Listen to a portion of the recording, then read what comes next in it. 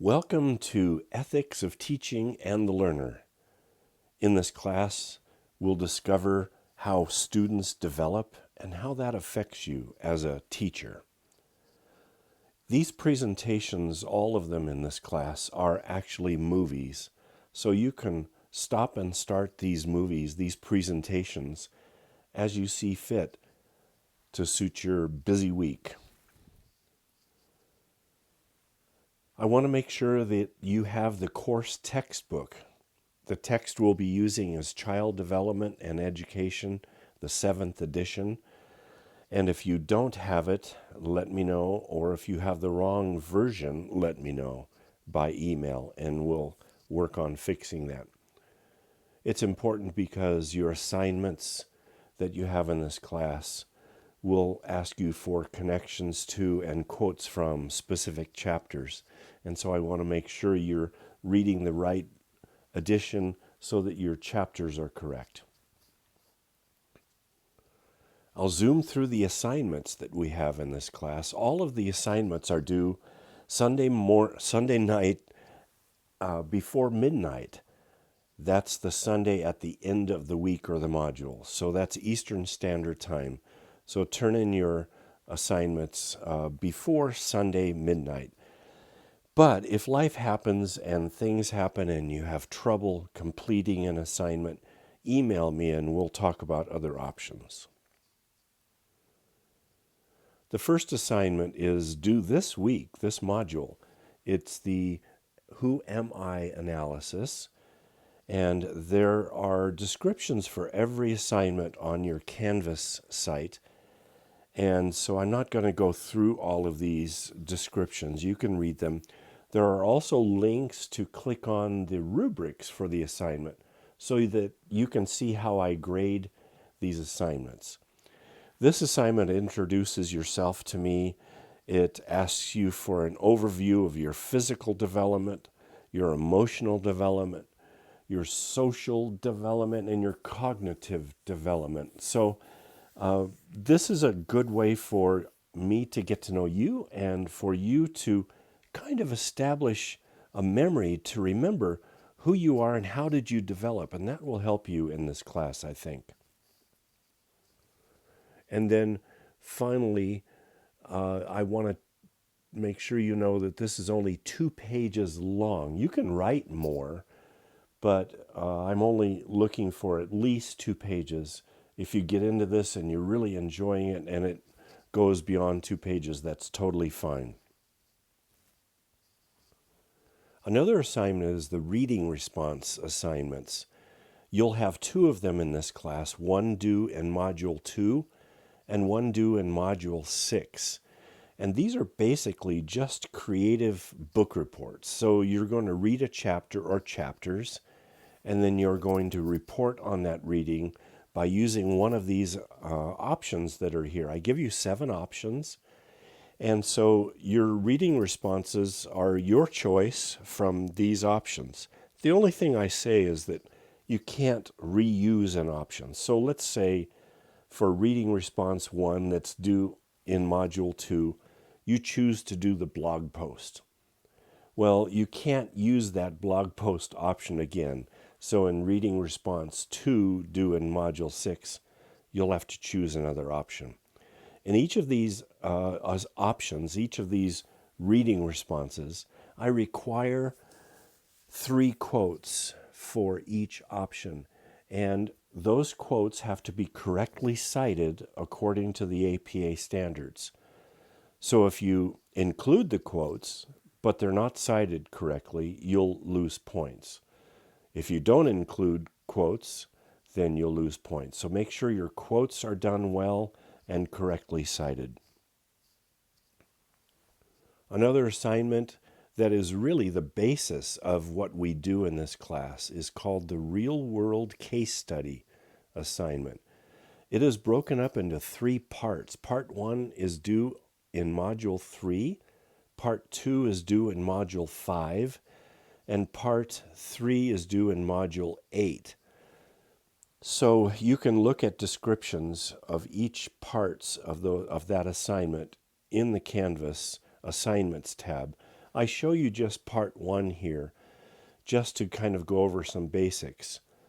The things that you will have to do, there are 2 major steps, 3 really. But the first one is you have to decide which developmental theorist you want to study. So you're required to study one developmental theorist, and that's across the whole assignment, all 3 parts. So I give you a list of the developmental theorists that are available here. We study 2 of them in the book, Piaget and Vygotsky. And then the next thing you have to decide on is which student to observe. As the title of this assignment says, it's real-world case studies. So you're going to use your observations of a real student as your case study for these reports. So you have to find a student, whatever age, whatever grade, from elementary to secondary, and observe that student, interview that student. So the challenge for you is, if you don't have one readily available in your family or friends, then you might have to find one. And I give you some ideas for some boundaries regarding finding a student to observe in these assignments. So you'll have to choose a developmental theorist and find a student to observe. And then the final one is you have to read and analyze and quote some peer-reviewed research articles. So there's one article that you have to read for part 1 and one article you have to read for part 2. Part 3, you don't have to use an article. But you have to find these peer-review research articles through a link that I give you there on the course assignment description. It's Education Research Complete link, and that is a link that was given to me by the Grace Library, and you can find your research articles through that link. So those are the 3 things you have to deal with. You have to decide on a developmental theorist, you have to choose a student to observe, and then you have to find an article to read and quote. I also give you, in these 3 parts of the same assignment, some questions or suggestions to think about. Now, you don't have to really actually respond to these. I give them to you just because that might help you get started in thinking. So, once again, I'm showing you part 1 assignment sheet here. So these questions that I have listed here are only for part 1.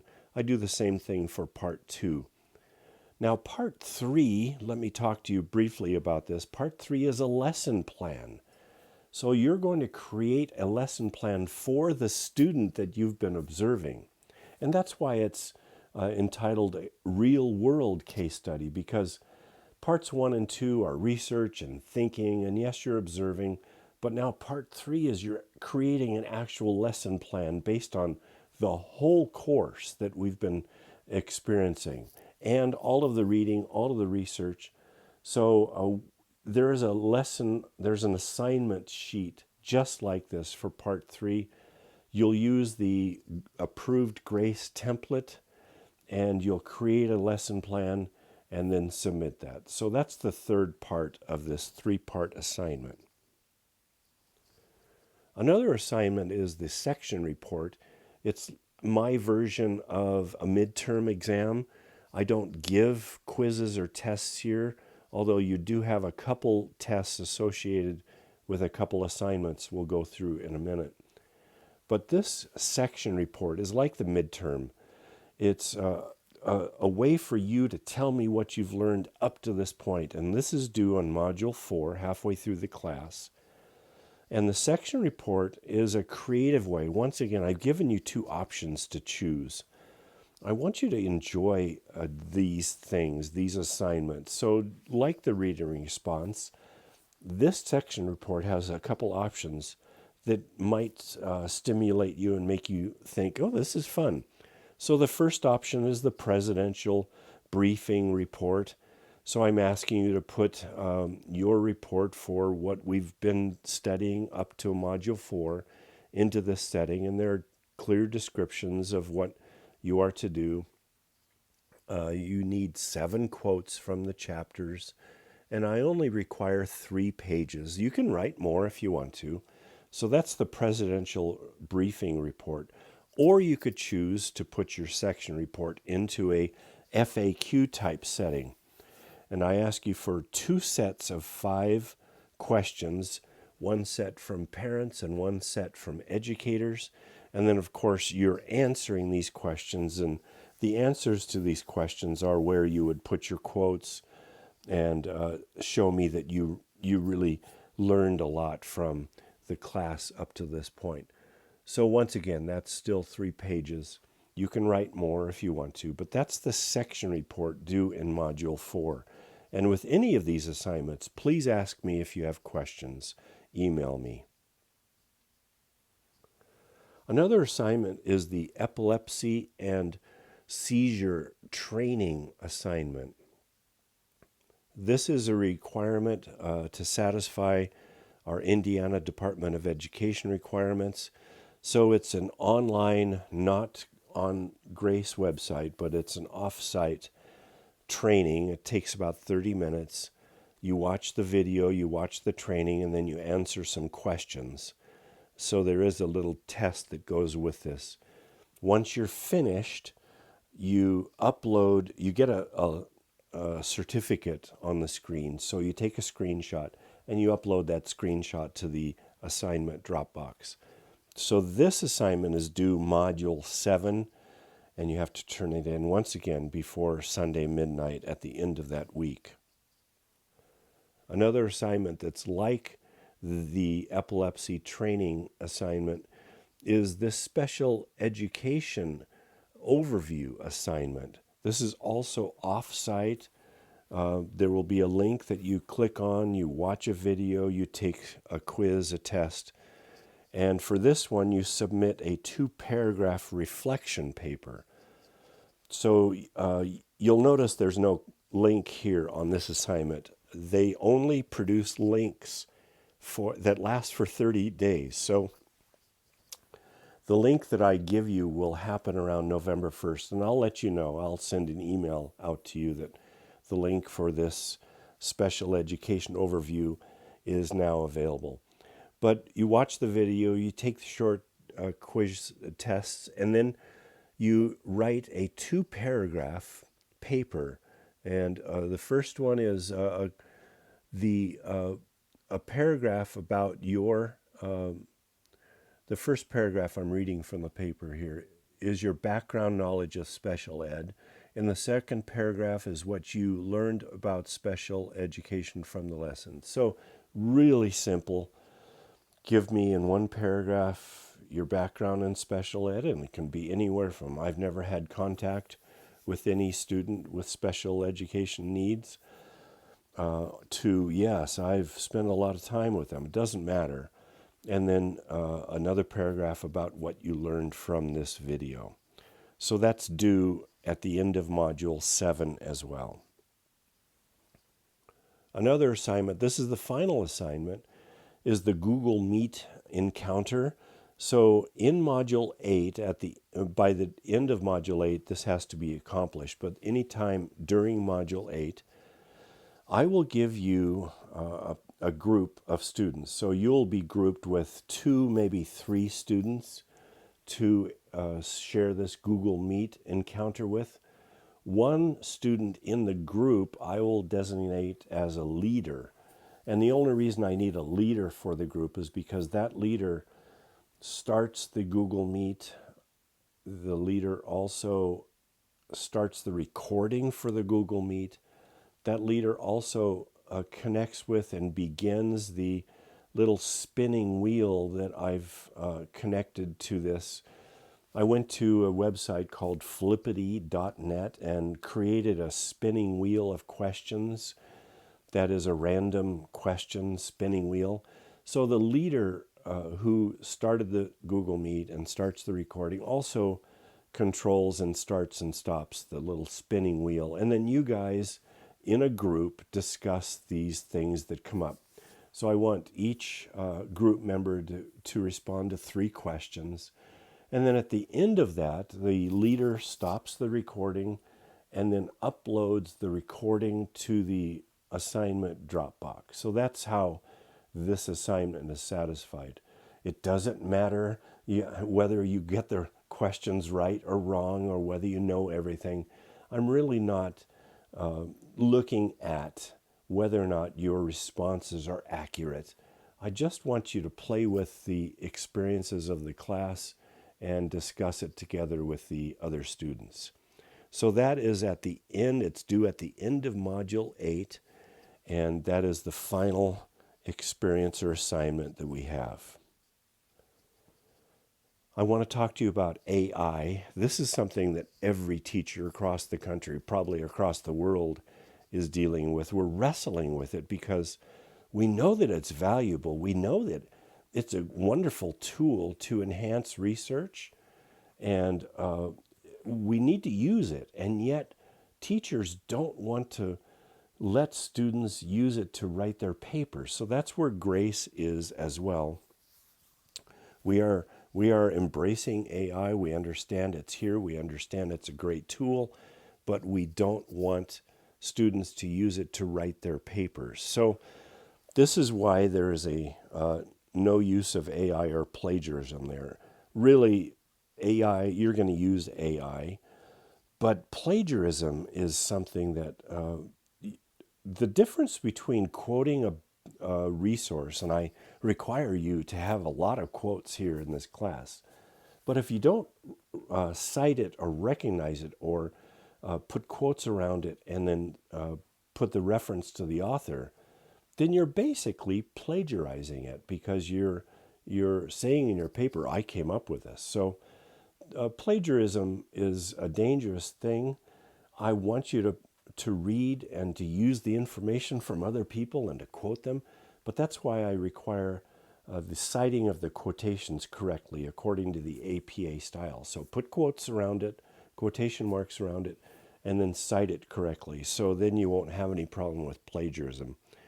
We will put all of your submitted assignments through a couple filters to check for AI and plagiarism. That's something that we do Grace-wide.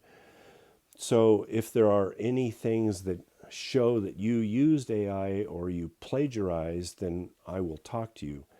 But a lot of times those are quotes that you didn't cite, and the system that checks for this goes, oh, I recognize these words, but he or she didn't put a citation on it. So make sure your quotes are cited correctly. This whole class is about me encouraging you that you are not just a teacher, you're a life changer. Of course, you're taking this course from Grace.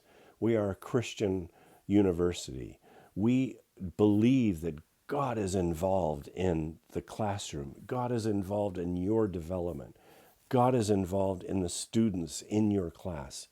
Regardless of whether or not these students know about Jesus, or regardless of whether or not you are able to talk about Jesus in your class, we know that God has placed you here at Grace to get this license.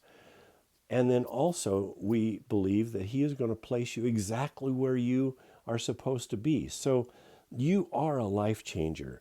You're going to learn how to teach. You're going to learn how to inspire and motivate students. But your experience in the classroom is not just about satisfying the lesson plan or satisfying the state standards. My class, the way I teach, I'm always focused on the fact that, yes, you're going to do the lesson plan. Yes, you have to satisfy the standards. But man, we are in that classroom to influence, to become a mentor to become a significant person to the students in our class. So you will see this idea throughout the whole class. I want to show you a video of a girl who had a dream, had a desire as an 8-year-old girl, and she made it happen. The reason I'm showing you this and the video next is because you don't know who you have in your classes. You may have students who are sitting there with dreams and hopes and passions very large. Well, if you are a boring teacher who just goes through the lesson and doesn't care about the students, you're not going to connect to these students. So I'm inspiring you to think about, as you watch this video, think about the students that will be in your class and how can you listen for, hear, and sense the dreams that these students have, and how can you just encourage them and support them. So we'll talk about this a little bit later in the class as well, but look at Vivian Haar, a little 8-year-old girl who had an idea and made it happen. Of course, her parents were involved in this, but I always wonder as I watch this, what were her teachers like? So enjoy Vivian Haar and Making a Stand.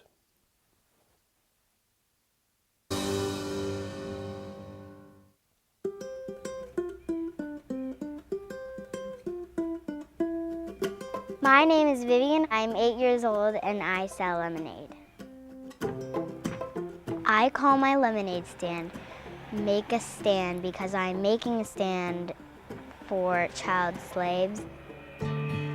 Actually, my parents were in a gallery in Sonoma and they brought home a book of slavery. I saw a picture of child slaves and I was completely startled. I didn't have a clue this was going on. It made me feel sad. I just think of me and my brother being slaves and it just breaks my heart. They're being robbed of hope and I want to give it back to them. She just felt very strongly that we needed to do something right away. And so we thought about, okay, so, well, what can we do? Vivian says, I want to start a lemonade stand and raise $150,000 to free 500 children. And our first response could have been, oh, honey, that's so cute. We'll do it for a day. It'll be wonderful. We'll squeeze lemons. We've always been a sort of a why not family. We just say, why not? And we give it a try, and who knows where it's going to lead you. Sometimes I forget that she's 8 because of what she's doing. And she doesn't have the foggiest idea of the impact she's having.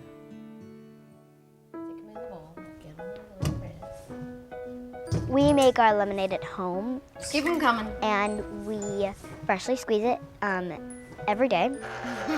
And I go out and I work, rain or shine, every single day.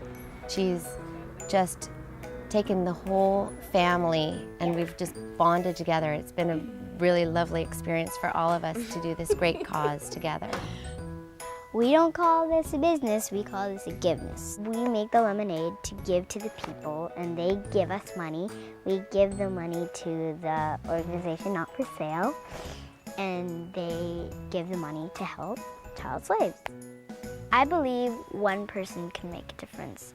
Mother Teresa was one person, Gandhi was one person, Martin Luther King was one person. Why can't you be one person and help? Thank you, you are perfect. I would like other kids to know that they can make a difference and that they can help and they can do it. One little thing at a time.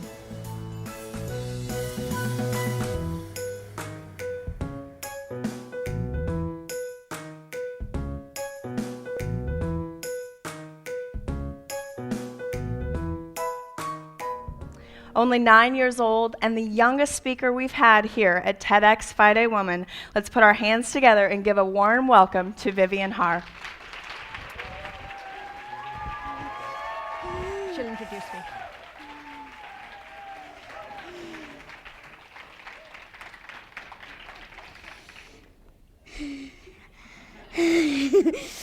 Happy holidays, everyone. I'd like to say a quick hello to some people at Twitter who I know we're watching right now. Hi, Libby. Hi, Gabriel. Hi, Mr. Costello. And yeah, I know I might be small, but I have a big idea. I have a vision where a world where kids aren't just free, but they're free to make a stand themselves. what one person can do is often a phrase people ask me, like, what can you do? You're just 9. And I say, well, one person can do as much as 10 people. I mean, Martin Luther King was one person, Mother Teresa was one person. You can be one person. This is the photo that I saw of 2 boys in slavery that made me want to take a stand. And what I'd like to notice about it is that their shoes are too big. The path that they walk down, they could slip like 50 feet and die. And it's just really sad, but no one can take away like their love and their hope. So that's what this photo is. 18 million kids are in slavery today, and it's 18 million too many. I didn't know where it would go, but this whole lemonade stand thing would go, but I knew we were facing in the right direction. All along we were charging $2 a cup until I came up on day 34. I started saying pay what's in your heart, because if we kept to $2, it would take like a million years. I mean, really. So we started saying pay what's in your heart, and someone gave $1 and someone gave $120. I mean, yep, pay what's in your heart. Times Square was amazingly cold. Really, I think I almost froze my head off. But we had all these people helping us, and when I got home back to the hotel, my dad told me that we had just reached our goal. While I was out standing in the freezing cold, selling cold lemonade with ice, we reached our goal.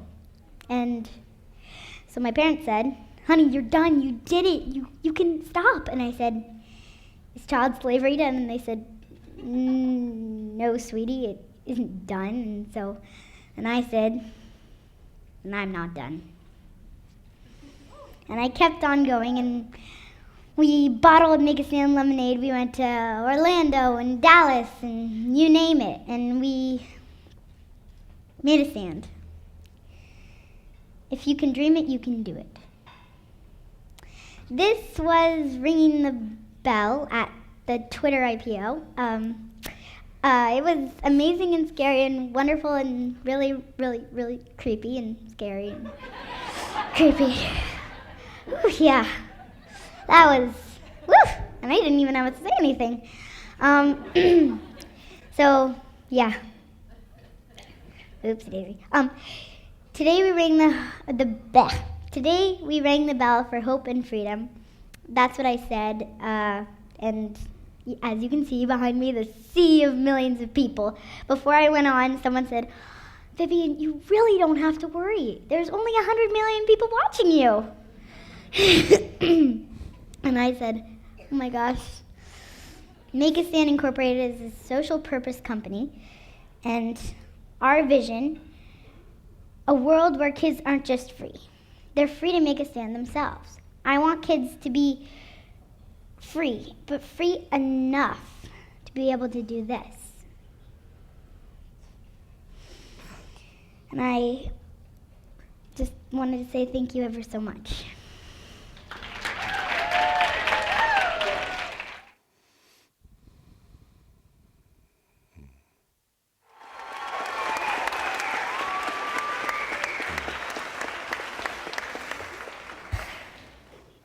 This is where my story begins. When I was 8, I saw a photo of 2 brothers from a rock quarry in Nepal bracing themselves against the terrible burden of modern-day slavery. I thought slavery ended with Abraham Lincoln, but it didn't. I learned that there are 18 million children in slavery today. That's 18 million too many. When I looked at this photo, I said, compassion is not compassion without action. We must do something. I want to say something important. I'm no different from you. I'm not some celebrity or rock star or big powerful business person. I'm just a kid who struggles with their homework and friendships and all of that. I'm just a kid who saw something wrong with the world and took action. My main message is that you can change things. You have a voice. You matter. So please, make a stand for what you believe in. Do it for the world. But most importantly, do it for yourself. Thank you. What a story. And once again, the reason I show this to you and this next video is to help you think about, as you teach a class, no matter what age you are planning to teach. Some of you are going into elementary and some of you are thinking about secondary. It doesn't matter. You're walking through your class or you're up in front of the class and you're talking to these students. I just want to impress upon you the importance of not just teaching the lesson, but listening and looking and getting involved in your students. I wonder if Vivian Har's students in fourth grade, probably is what she's in, let her tailor fit or adjust the assignments to suit her passion for ending child slavery. That's what I'm talking about. Being aware of your students so much that you adjust something and let them play with and fly in your classroom based on their dreams and passions. Here is another person who had an encounter with his own passions and dreams. His name was Vikas Khanna, and he still is, I think, a world famous chef all over the television. But he found that his number one joy was not necessarily just cooking. So he realized, yes, his joy, his passion had to do with food, but there was so much more. Feeding India's millions is an enormous challenge in any time. Jim Axelrod has visited a New York chef with a secret recipe.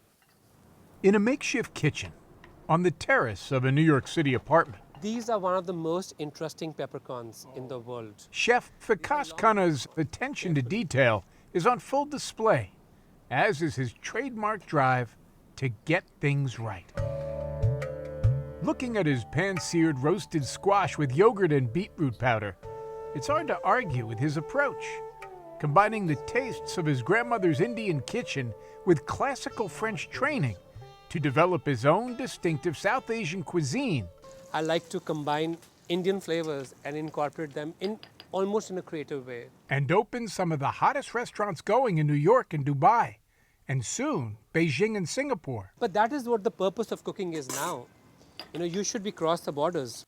These days, crossing borders Every woman gets this one bag. is all Vikas Khanna thinks about. Lentils, we're looking at 10 kgs. Getting help to as many of the 400 million people in India forced into poverty by COVID as he can.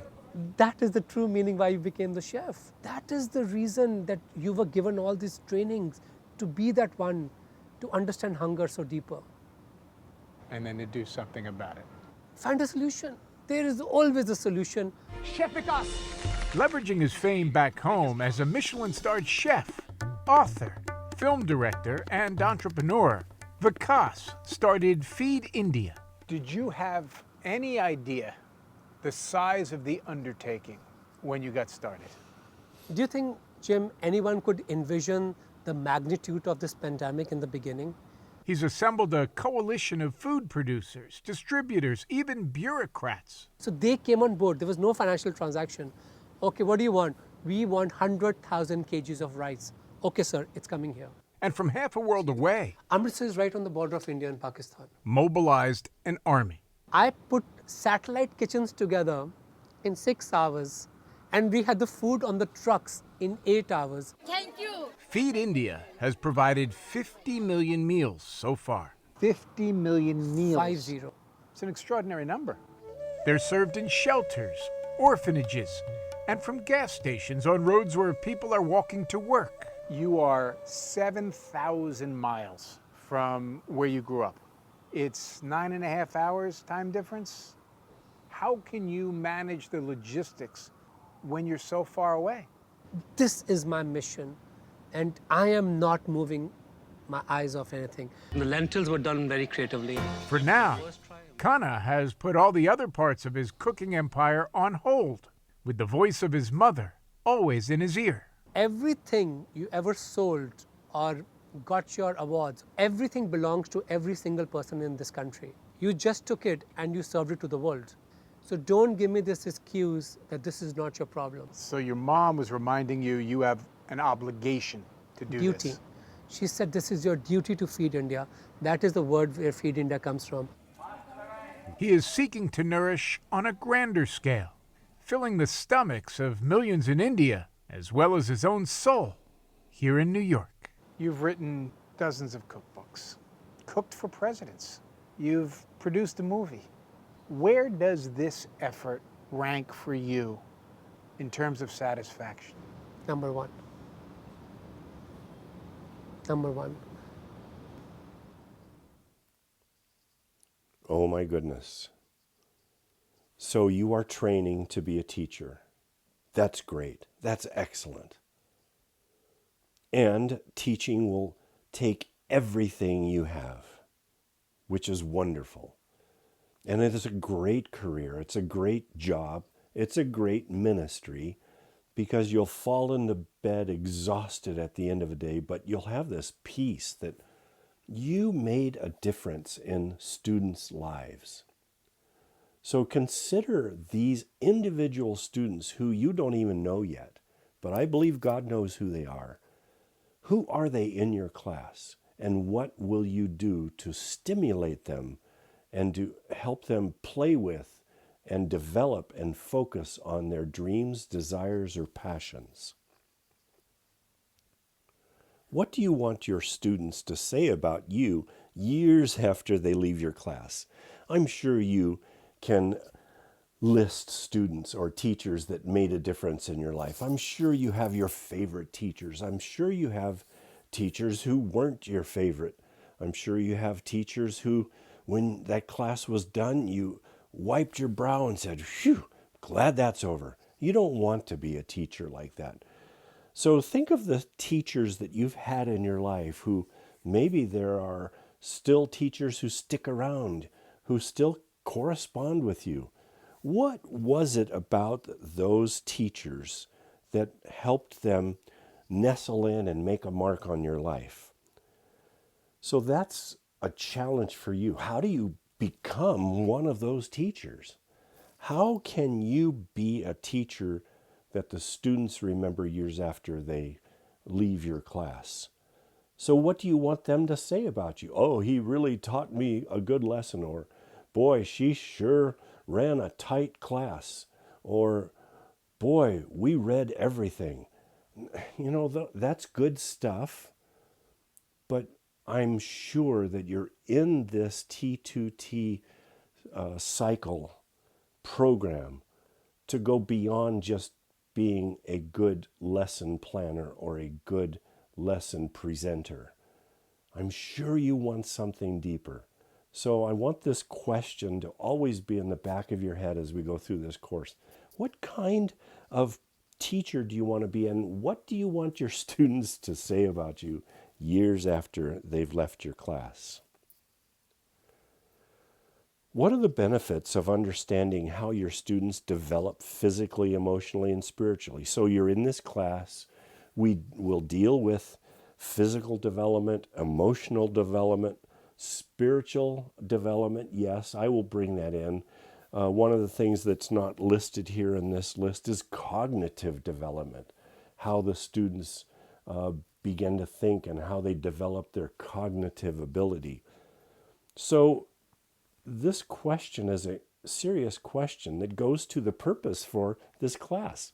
What are the benefits in knowing all of this stuff? Why is it good for you to know how a student develops physically or emotionally, cognitive, So I think the answer to that has to be, well, it helps you teach them better. It helps you interact with them better. If you don't understand your students, you can't be an effective teacher. So that's the purpose. We're not in this class just to gather information. I really don't think that information by itself is of any value. If that information comes to you and now you have a reason for it or a use of it or a purpose for it, that's the power. So yes, you're going to understand how students develop, and that will help you be a more effective teacher. What are the effects of expectations that are too high or too low for your students? Have you ever been in a class where you felt like the teacher set these expectations too high? And you think in your seat, you're thinking, I'm never going to pass this class, or there's no way for me to get an A. And you tend, if you ever get to that point, you tend to almost feel like you should just give up. So this is a connection also to the development layers and process. If you try to get second graders to write a 25-page thesis, it doesn't work. So we have to, as teachers, understand the developmental stages and the abilities of our students, and then set expectations, realistic expectations that those students can reach. So the challenge for you is to understand your students, the grade levels or the level that you want to teach, and then set the standards. And of course, you've heard it before, students rise to the level of their expectations. Yes, so we don't want to set expectations that are too low, but we also don't want to set them too high. So there's a sweet spot in the middle that we will deal with in this class. Understanding your students and adjusting your teaching style to suit their needs is critical in being an effective teacher. So adjusting your teaching style, we'll deal with teaching style here. Have you ever had a teacher that just taught the lesson plan, really didn't care about anybody in the class, and in fact he or she could have been doing this in front of an empty classroom? I've had experiences like that. And you get a sense that he or she just didn't care about you. So what we're about in this class is understanding our students, understanding their learning abilities, their developmental levels, and then tailor-fitting, adjusting our teaching style to suit those students and to be interested in the Vivian Hars in our class or the Vikas Khanna in our class, and adjusting some assignments or challenges that might let them think, oh, this is fun. So you have to be able to adjust your style to suit the needs of the students. What makes you the way you are? Now, you will write about this. Maybe you will have already written the Who Am I paper. And maybe in that paper, you'd put your toe into the concept of nature versus nurture. And the book, we'll talk about this. We'll deal with some chapters about this. But I want you to kind of in your own head think, okay, do I believe I am who I am because of my parents, the genes that I receive from them, or do I believe that I'm who I am because of my environment? So here's the difference between nature and nurture. Nature says, I am who I am because the genes I received from my parents. So do you believe that you are who you are because of the genes you received from your parents? So my mom is this way, my dad is this way, or maybe you don't know your mom or your dad, but I have a genetic thing that's inside of me that I can't change. That's nature. The other way of looking at it possibly is nurture. Nurture says, I am who I am because of the environment in which I grew up. So that's nurture. A lot of times when I ask this of students, they kind of wrinkle up their face and they say, well, what about half and half? What about there's a blend? And I think that's probably true. You do carry some genetic stuff that makes you who you are from your parents, yes, but the environment that you were raised in really has an effect on it, and we'll talk about that in this class. I want to tell you a quick story of twins, and there are so many studies about twins. And this was a study that was done in Russia. They took identical twins and they separated them and they gave them each different environments. So they played with the nurture thing. One twin went to the environment where he or she didn't get touched, didn't get held, didn't get cuddled, and there was just, here's food, here's a blanket. There was no nurturing, there was no environment of love. The other twin went to a home that was holding and touching and hugging and kissing, and a lot of good environment. Now, after a year or so, or 2 years, or I'm not sure how many, they compared the two. Well, there was huge differences in their attitudes and in their behaviors. So yes, the environment does necessarily change the way a student is. So in this class, we will talk about the environments that your students come from. When you have a class of 20-some students, they're not all, let's say they're 6th graders or middle school, they're not all the same. They all come from different homes and different parents. So that's a job for you as a teacher to kind of understand their environments. One student may say, oh, this is fun. Another student slams the book down and says, I hate this. Well, what is that about? So this whole concept of nature and nurture is going to be going through this whole class, and hopefully you'll understand how to sense the differences in your students. What are your childhood memories? We all have memories growing up. We all have experiences. You're older. Most of you are 30-ish or close to 30. We have some older students in this class who are way beyond 30. So you all have memories.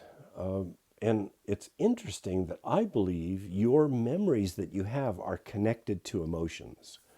So looking at this picture, this is a family, happy family bouncing in the waters. Their 2 kids have little floaties on. That's nice. But obviously, this is a good memory, right? So your good memories as a child probably produce good feelings emotionally. And emotions develop over time.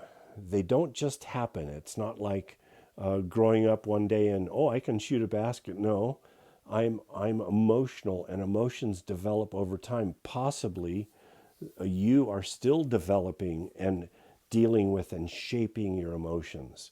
So we'll talk about emotions here in this first module as well. I love this program, Little Kids, Big Questions. It's not on anymore, but I'll use a couple of episodes of this program in this class. This is basically a talk show where they interview children, and this episode is about emotions, and the question is, why do we feel emotional? So enjoy Little Kids, Big Questions. The older we get, the further we get from the truth, and the more we search for answers. If only we could ask the real experts, life would go a whole lot smoother.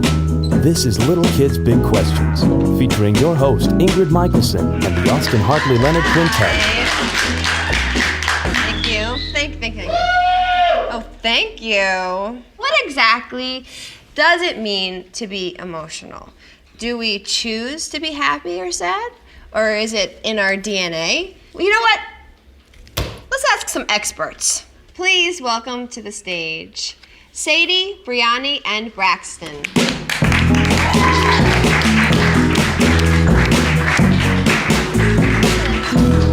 Hi, guys. Hi. How you doing? Good. Oh, you say everything at the same time? Yes. Do you like ice cream? Yes. Do you like spinach? Yeah. No. Oh, okay. Has anyone told you what our episode is about tonight? No. It's about, drum roll please, emotions. I have in my hands a series of faces, basically. This game is called Face Your Emotion. Here's a set for you. Thank you. Here's a set for you. Thank Pass you. this down. Here you go. Okay. So I'm going to say something to you, either a word or a phrase, and I want you to look through your faces, pick out the one that fits the word or the phrase that I said. Okay? Ready? Eggplant. 1, 2, 3. You two think eggplant's kind of cute, and you like eggplant. Is that true? I've never tried it before, but I'm open. I like that attitude. All right, put him down, put him down. The next word is Twitter. 1, 2, 3, go. Happy, sad, love. Oh, we've got all emotions over here. Sadie, why does it make you sad? Because my mom never ever lets me go on Twitter to see Jack. But I can go next door to see him. To see who? Jack, my friend that goes to school with me. So he lives next door to you? So isn't it nicer to actually go and see him than to talk to him over the computer? Yeah, but I never get to see him on Wi-Fi. I never... But he's right next door. Why don't you want to see him in real life? Well, I want to see him in Wi-Fi too. This is our generation, isn't it? Next one, are you ready? Yeah. Candy! You love, yeah, 1, 2, 3. Okay. You love it, makes you happy, makes you happy. You don't really care about candy. Ingrid, this is the face of insulin shock. Okay. All right, so emotions. Do you guys know what emotions are? No. Yes, you. Yes. Emotions are like when someone's crying. Okay, that's like a sad, yeah. You're sad, happy. I just figured out too. I know, you know. It's a pie. So, it's a pie? Yeah. Emotions? Yeah. How? Because you can eat emotions. Well, I feel like when I'm emotional, I eat, but I don't know if I can eat emotions. I don't think you can. Okay. If someone were sad, what would you tell them to make them feel happy? So if I was sad, Sadie, I'm so sad. What would you say to cheer me up?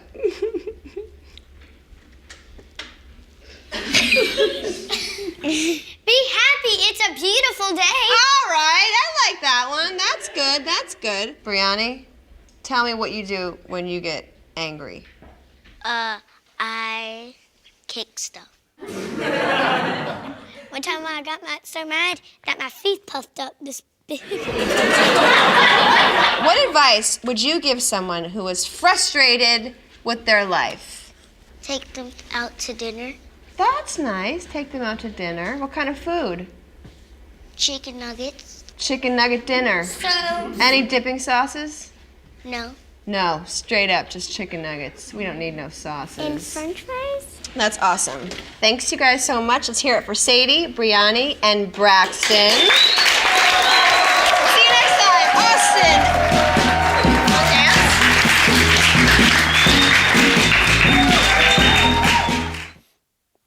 Getting children to talk about their emotions is a huge challenge. They understand their emotions. They know when they get angry. They know when they're happy. They know when they're sad. But growing up, children have these emotions, but I think as they get older, they wrestle with, how do I deal with them? How do I talk about them? So you as a teacher, because you're involved in their lives, will deal with their emotions. If you are an emotional person, then maybe you know how to deal with emotions. If you're angry, or if you have been angry and one of your students gets angry, then you understand that. So part of being a good teacher is understanding who you are and how you have developed your emotions and how you deal with your own emotions. So are you emotional? Some of you might say, yes, I'm emotional. We have this thing in this country that men are not supposed to be emotional. Women are more emotional. They cry. But that is so dangerous. So men, boys should be emotional. They're not as emotional generally as women. I think that's a God thing. God created women to be emotional, to feel the feelings of others, and that's wonderful.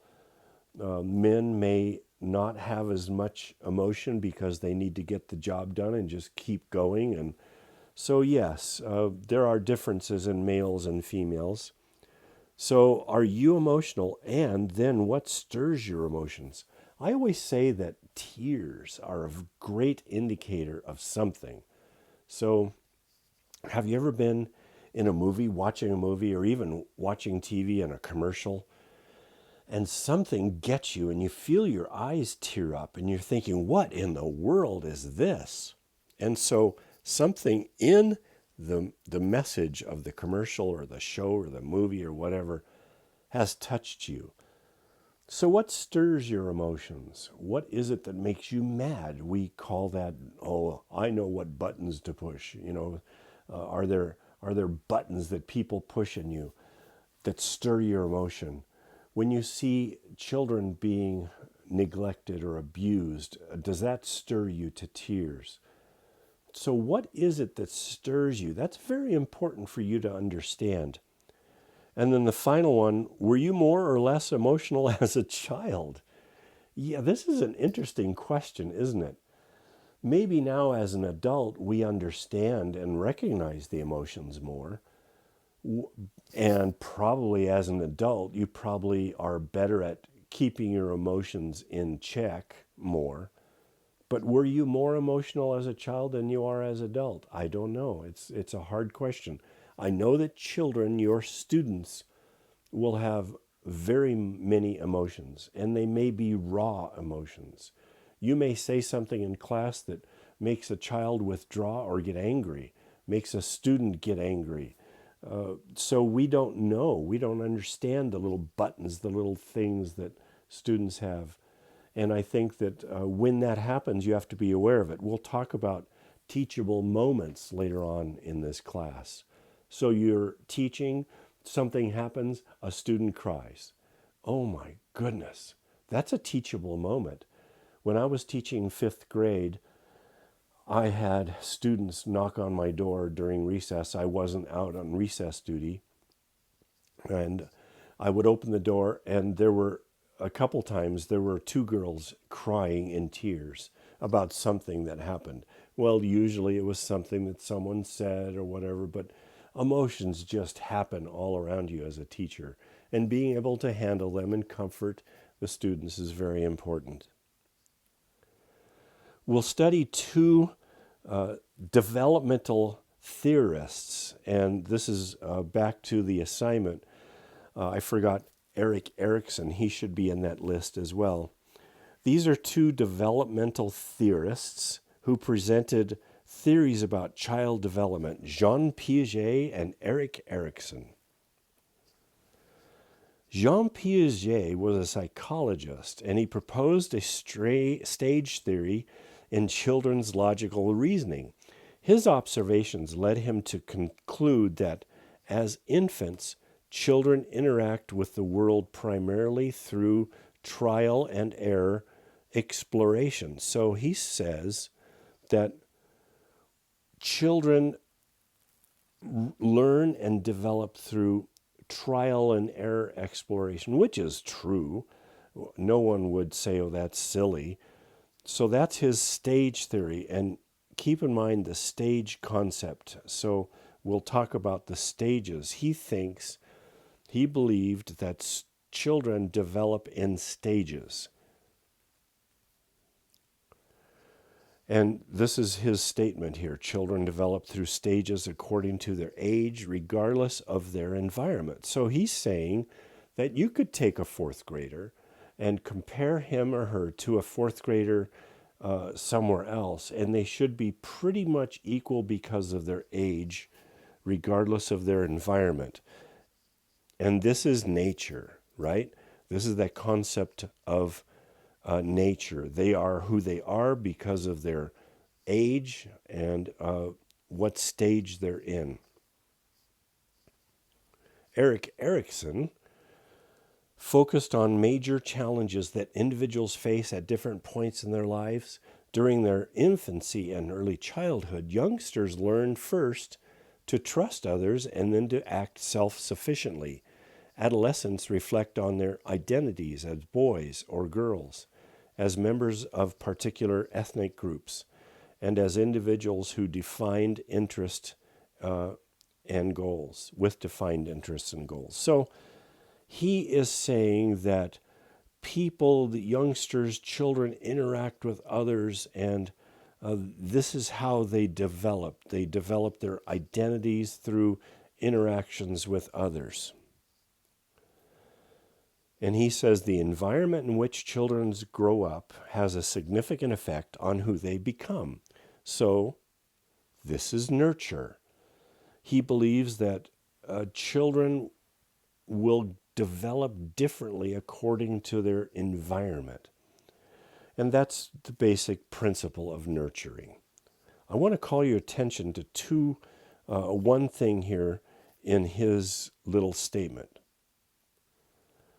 It's interesting that he says adolescents reflect on their identities as boys or girls, as members of particular ethnic groups and individuals with defined interests and goals.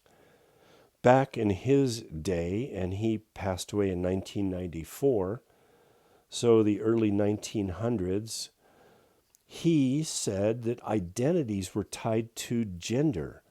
And it's so interesting. You are teaching now, you're going into a world where gender is up for grabs, isn't it? It's kind of strange. We, of course, believe that that God teaches in the Bible that there's male and female. But now everything that we're seeing in our society almost welcomes children thinking differently about who they are.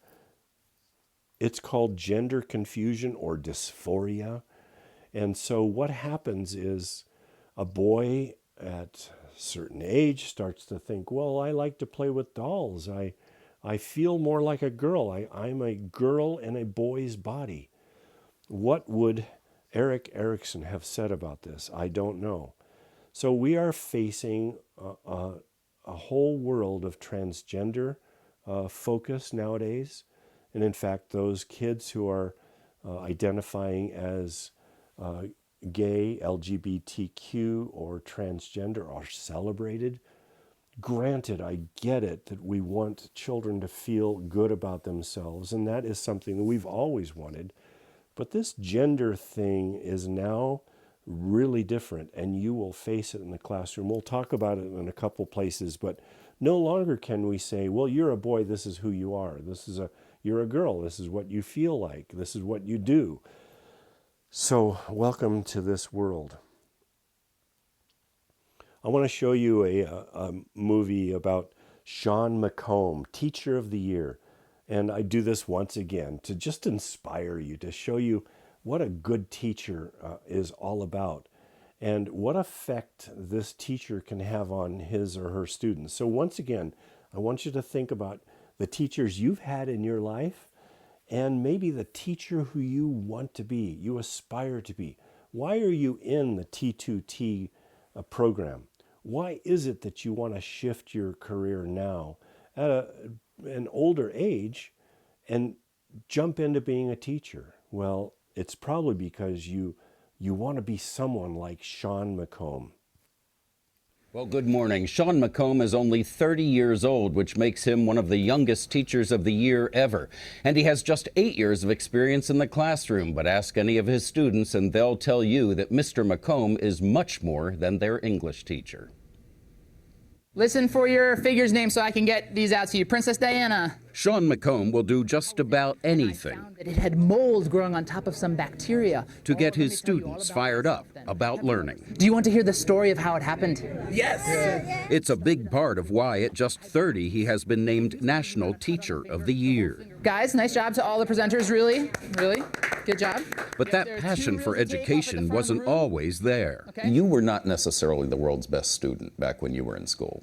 I wasn't. I was always a student with potential, but sometimes I didn't meet that potential. I had a lot of struggles in my home life.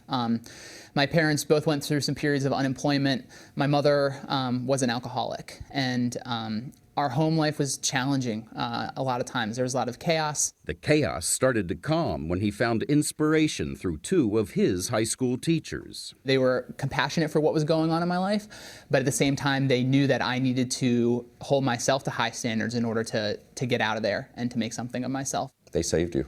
They absolutely saved me. I mean, there was darkness, and they shined a light into that darkness, and made me believe that I could do more, that I could be someone. So you have a checklist. We have a goal, right? Now he's paying it forward in his own classroom. How would you describe your philosophy of teaching?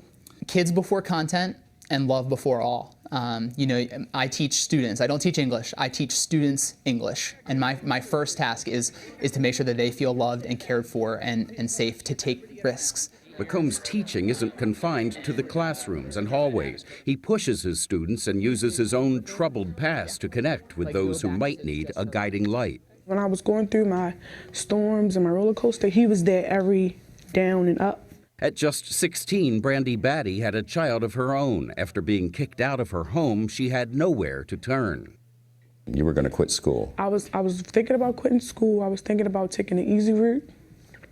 He just pushed me. He was like, nope, I'm not going to let you do it. So he's more than a teacher. A lot more. How would you describe that? What is he beyond being a teacher? He's like a hero, because without him, I don't think I would be sitting here today. I really wouldn't. We want teachers to care about those kids, and that's what Sean does. Patapsco High School Principal Craig Reed says Sean represents the best of what teachers can be. It is really deeply felt compassion for students. It is every day trying to get better. Every day he teaches the students in his class as if they were his own. And that's what we all want as parents, as citizens. Sean insists the award is not just for him, but for teachers across the nation who put heart and soul into their jobs. I hope that they embrace me as their ambassador, because I love this profession. It changed my life, and I hope that I can use it to change others' lives as well. Did you see the tears? Once again, tears represent or express emotions. So yes, Sean McComb, an excellent teacher. The principal used the word craft or teaching, improving his teaching. So yes, he wants to be the best, but he is the best because he's focusing on the students. So hopefully you are challenged yourself to, yes, learn how to teach. This class will help you. Learn how to do it well, but also learn how to be a mentor, a special person in these students' lives. God knows you. God knows your students. God knows the path you've been on. And one of the things that I love is God's overwhelming promise of his presence to us. In Psalm 139, David says, "Where can I go from your spirit, O Lord?" So this concept of always being with us is very important, because you are marching into a world of students. You're marching into a world that is new to you, possibly. And you may march in thinking, oh, I'm going to fail. I'm going to not do it right. But it's so wonderful to know that God is with you. God is going there with you. He is already gone ahead of you. And he will Lord, be you with have no searched matter me where and you known go. me. So enjoy You Psalm know when I 139. sit and when I rise. You understand my thoughts from afar. You search out my path and my lying down. You are aware of all my ways. Even before a word is on my tongue, you know all about it, O Lord. You hem me in behind and before. You have laid your hand upon me.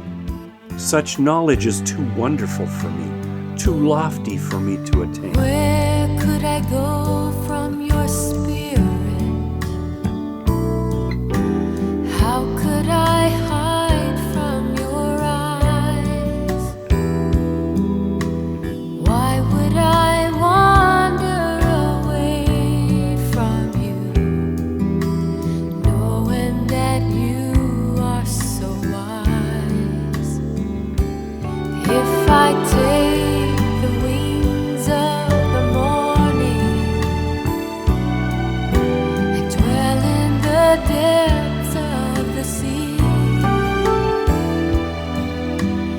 even the darkness hides nothing from you, and with your hand you will lead me.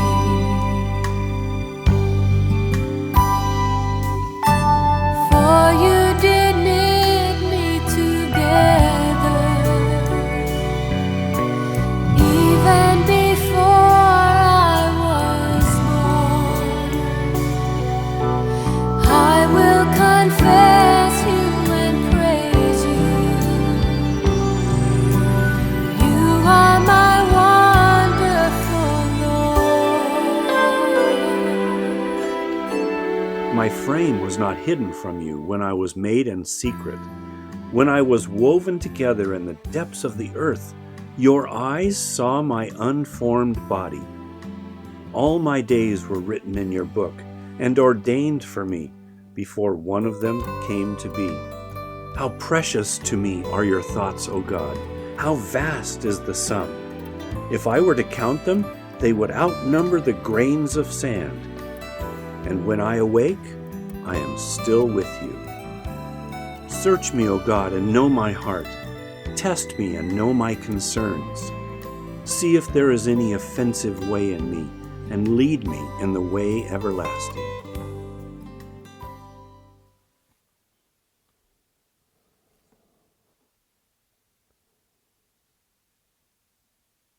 God bless you. Have a good week.